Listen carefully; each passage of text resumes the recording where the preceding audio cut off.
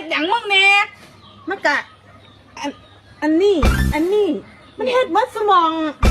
มึงพากูไปแจ้งความเลยเด้อเอาอีนี่กระแทกดีเสียห้องให้คนอยู่ใกล้ๆเขาไปซอยกูกะต่อรองกับมันอยู่ต่อรองกับเขาอยู่ว่ากูขอข้างได้บ่เว้ยขอข้างไปบ่มึงข้างบ่บัดนี้ข้างแล้วเนาะมึงสิข้างกันมึงสิแจ้งความแม่จังเมตตา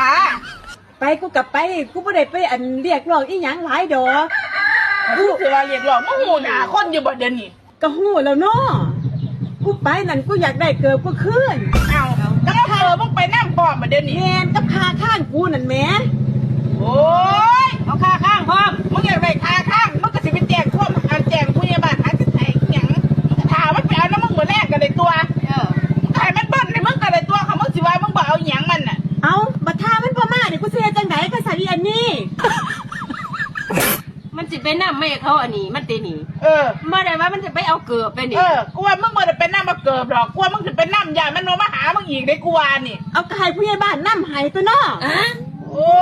ยก็มาบอกเฮ็ดหน้าตาตื่นโทษมาบอกกูหน้าตาตื่นกลัวมันเลิกข้อขาดบาดตายอีแท้ละย่านโจรมานำไปหาอีกมื้อคืนโอ้ยอีผีบ้าเอาก็กูย่านเขาบ่มาเนาะ